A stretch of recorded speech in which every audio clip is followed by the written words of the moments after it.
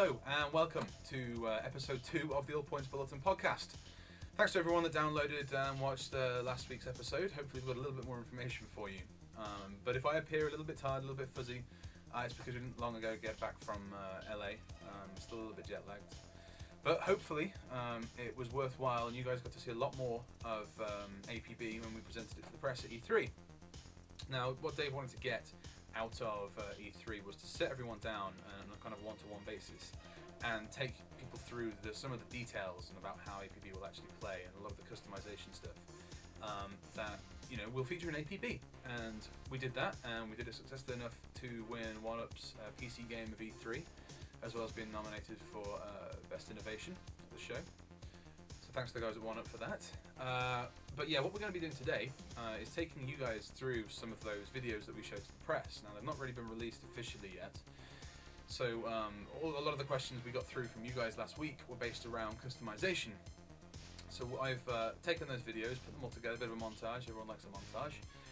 And I got Jesse Knapp, who's the lead gameplay designer on APB, to sit down with me and answer some of your questions. So I guess we'll show that clip first. Here it goes. Hi, I'm Jesse Knapp, the lead gameplay designer of All Points Bulletin. Thanks for coming, Jesse. We've had quite a few questions from the community recently, so what I thought we'd do is we'd talk through the videos we showed at E3 and answer some of those questions. Sounds good to me. So first off, from Chris O'Shields, can you guys please cover character creation? Any of it will do. I'm just so amazed at the detail. I'm just curious as to how much it will be in the game. All right. Yeah. Well, Chris, I'm pretty amazed by the character customization myself. The first thing you do when you log into play All Points Bulletin is customize your character, and I've seen people spend hours at it. The variety of choices are pretty amazing. As you can see, we allow you to change the height of the character, the size and shape of the character, and various aspects of said character. We allow you to add weight, take weight away, change your musculature, veins, skinniness, chest hair. And we're not just talking about applying textures and things here, are we? We're actually looking at the model underneath. That's what right. you see. We're changing a lot of things in the background every time you change something. There's a lot going on in the background to keep your character looking human, believable. We don't want one of those games where everybody has to fight hard to not make a freak. So we've put a lot of effort into making sure that our characters are pretty attractive, or at least human looking, as much as possible. And that includes changing the pigment underneath the skin as well, so that you stay with natural and at least fairly healthy looking skin tones.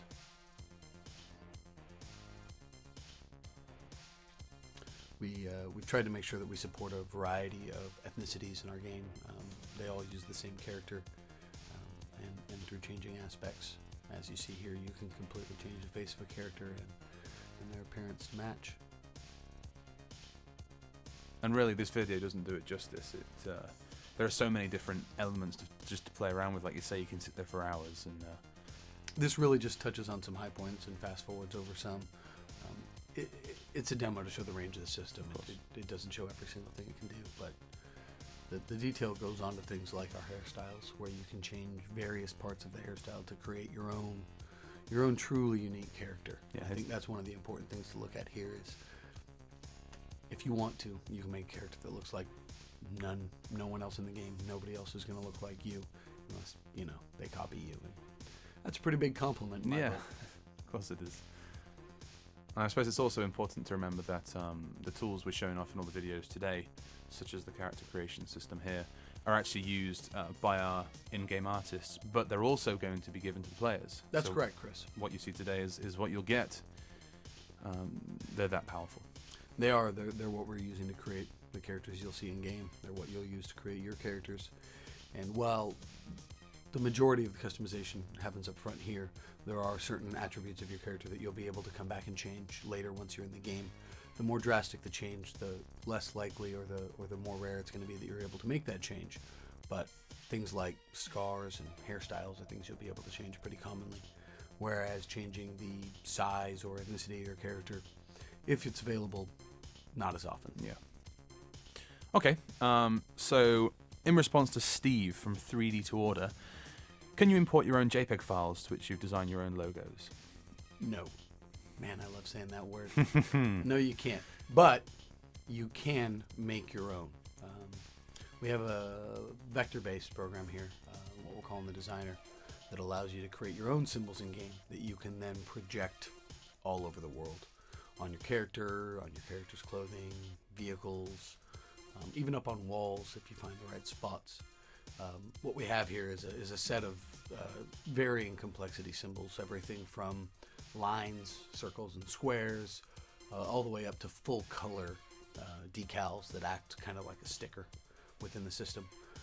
Everything other than the full color ones can have masks applied to them. They can be skewed, colorized, have various fade and other sorts of effects applied, and you can combine these together to create something that, if possible, is even more unique than your character.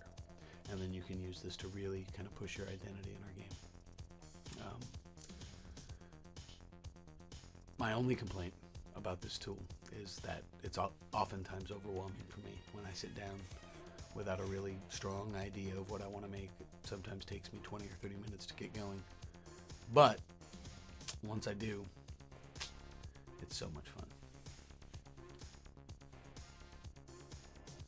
So And if you, sorry. go These ahead. symbols that you're seeing here, they're applied literally everywhere in game, right? They're applied a great many places. Now, being a designer, I'm going to have to say no, they're not applied everywhere, but most of the important places. You can put them on your skin as a tattoo, and we'll talk about that more in a minute. But you can also put them on clothing, on vehicles as part of your paint job, and on the walls of buildings. Okay,